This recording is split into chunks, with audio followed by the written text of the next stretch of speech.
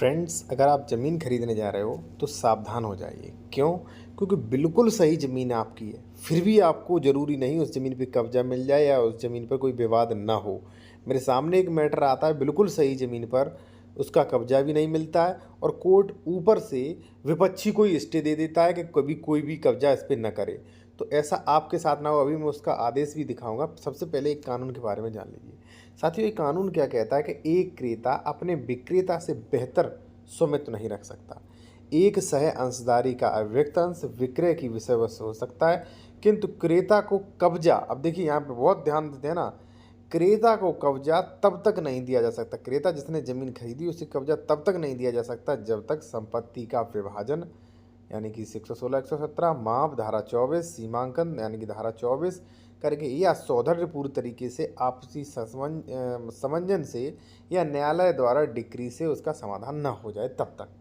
देखिए साथियों, सभी रजिस्ट्रियां जब भी आप ज़मीन खरीदते हो तो कौन करता है? एडवोकेट करते हैं। आपके रजिस्ट्रियां भी एडवोकेट करते हैं। फिर भी उस ज़मीन पर विवाद क्यों होता है? क्यों?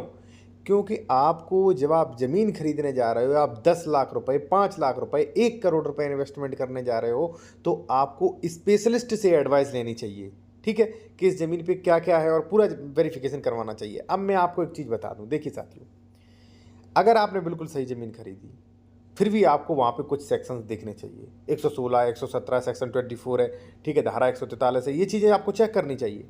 अब देखिए, एक मेरे पास मैटर आता है, यहाँ पे आप देखिए। इससे पहले साथियों, मैं आपसे एक चीज़ और कहूँगा, यदि आप कोई बेहतर लीगल एडवाइस, कानूनी सलाह लेना चाह रहे हैं, या आप ज़मीन खरीद रहे हैं कोई और उसका डॉक्यूमेंट्स चेक करवाना चाह रहे हैं कि उस पर डबल रजिस्ट्री तो नहीं है, ज़मीन सरकारी तो नहीं है, इस पर कोई मान लीजिए कोई विवाद तो नहीं, तो आप चेक करवा सकते हैं मेरे द्वारा। हमारा कॉन्टैक्ट नंबर वीडियो के डिस्क्रिप्शन में आपको मिल जाएगा, व्हाट्सएप पे मैसेज करके कॉल बुक करवा सकते हैं। साथियों, एक व्यक्ति कॉल करता है कि सर मैंने ज़मीन खरीद ली लेकिन कब्जा नहीं हुआ। जब मैंने उसका विस्तार से डिटेल निकाला तो पता चला उस पर तो स्टे और मिल गई। अब यहाँ पे देख सकते हैं क्रय विक्रय पर रोक, क्रय विक्रय पर रोक चलो सही थी, वो विक्रय करने नहीं जा रहा, लेकिन यहाँ पे ये भी कह दिया, यहाँ पे देख सकते हैं यथास्थिति बनाए रखने हेतु निर्देशित किया जाता है। अब यानी कि जिसका कब्जा नहीं है वो बेचारा कब्जा भी नहीं ले सकता। अब जिसका 1 करोड़ रुपया गया, या जो जिसका 5 करोड़ 1 लाख के बराबर, मान लीजिए कोई आम आदमी है, उसका 10 लाख उसके लिए भी बहुत होता है, तो वे तो बेचारा पर डे उसको नींद नहीं आएगी। तो इसलिए साथियों, आप ज़मीन को जब खरीदते हैं, बिल्कुल सही ज़मीन होती है, तहाँ पर ये देखें कितने सही खातेदारक हैं, इसका म्यूटेशन हुआ है कि नहीं, इसमें धारा 116 117 की कार्रवाई हो गई कि नहीं, इसमें मिन जुमला नंबर तो नहीं। अब आप मान लीजिए क्या करते हैं, आप वकील से चले जाते, वो तुरंत रजिस्ट्री कर दी, थोड़ा बहुत उनको आपको सलाह दे दी, बस। साथियों, मिन जुमला नंबर का अलग कानून है, धारा 116 का अलग कानून है, 117 का अलग कानून है, प्रॉपर्टी ट्रांसफ़र एक्ट का अलग कानून है, जो आपका यूपीआरसी उसका अलग कानून है, सारे कानून अलग अलग हैं। और एक रजिस्ट्री जब आप करवाते हो ज़मीन खरीदने पर, कई कानून प्रभावी होते हैं, आपको कोई जानकारी तो नहीं। आपको ये भी नहीं बताया कि दूरगामी परिणाम दिक्कत हो सकती है। क्यों? क्योंकि उन्हें रजिस्ट्री करनी थी, रजिस्ट्री की फ़ीस जो मिलनी थी उन्हें, ठीक है। तो साथियों, आप जब ज़मीन खरीदते हैं तो वहाँ पे ये चीज़ें सारी चेक करें। इसके अलावा मैं बता दूँ क्या क्या आपको देखिए चेक करना। देखिए साथियों, बिल्कुल ज़मीन सही होती है, वहाँ पर आपको कई चीज़ें चेक करनी पड़ती है, क्योंकि अभी मैंने आदेश दिखाया था कि ज़रूरी नहीं क्रेता को वहाँ पे कब्जा मिल जाए, ठीक है, कब्जा की शर्तें लगाई थी। साथियों, जब भी आप ज़मीन खरीदते हो तो वहाँ पे और भी चीज़ें आप चेक करिए। जैसे मान लीजिए स्वामित्व, में प्रत्येक वीडियो में बताता हूँ ताकि आप लोग भाई धोखाधड़ी से बच सकें, आपका पैसा बच सके, इसलिए मैं आपको बताता हूँ भाई, ठीक है ना। कि आप जो, कई लोग मेरे पास भाई कॉल करते हैं कि सर मैंने ज़मीन खरीदी, अब वो राज्य सरकार में नियत हो गई, सर मैंने ज़मीन खरीदी स्टे लिया, सर मैंने ज़मीन खरीदी उस पर कब्जा ही मिल रहा, मैंने ज़मीन खरीदी उस पर किसी का निर्माण हो गया। इतना फ्रॉड आता है भाई, अंदर से मुझे दुख होता है कि जब इतना फ्रॉड किसी का पैसा जाता है तो मुझे भी दुख होता है भाई, बताइए कितना बुरा हो रहा है। तो साथियों, जब आप ज़मीन खरीद रहे हो तो वहाँ पे ये चेक करें कि जो बंदा आपको बेच रहा है उसका पोजीशन है कि नहीं, जो बंदा आपको बेच रहा है उसे स्वामित्व कैसे मिला, रजिस्ट्री से मिला तो किसने रजिस्ट्री की, जिसने रजिस्ट्री की उसे स्वामित्व था कि नहीं, पूरी आप खतौनी निकलवाएं।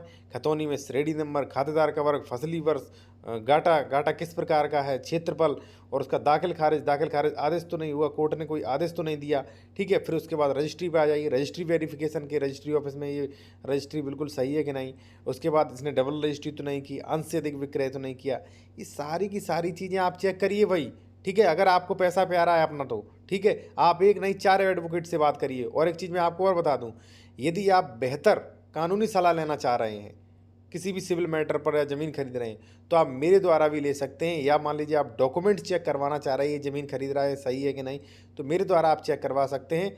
हमारा कॉन्टैक्ट नंबर वीडियो के डिस्क्रिप्शन में दिया गया है, लेकिन ध्यान रहे व्हाट्सएप पे मैसेज करें। कॉल बुक कराने के बाद चार्ज पे करने के बाद आपसे बात होगी, और डॉक्यूमेंट्स का भी अलग चार्ज है, वो पे करके आप अपनी ज़मीन जो है वो चेक करवा सकते हैं।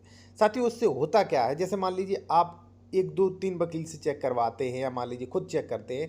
जैसे मान लीजिए कोई बात जो है वो आपको नहीं आई, आपके वकील के दिमाग में नहीं आई, ठीक है, तो हो सकता है वो मेरे में आ जाए, और मैं बहुत विस्तार से चेक करता हूँ। जैसे मान लीजिए सारी बारीकी से पूरी लिस्ट बाय लिस्ट चेक करता हूँ कि कौन सा क्या चेक करना है आप, ठीक है।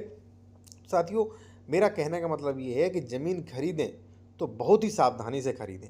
ज़मीन बिल्कुल सही है, तहाँ पर भी वहाँ पर भी आप देखें कि पार्टीशन हो चुका है कि नहीं, मिन जुमला नंबर तो नहीं, सह खातेदारक तो नहीं, 116 117 यानी कि अंश निर्धारित हुआ है कि नहीं, कुरा डिक्लेरेशन हुआ है कि नहीं, पोजीशन है कि नहीं, सारी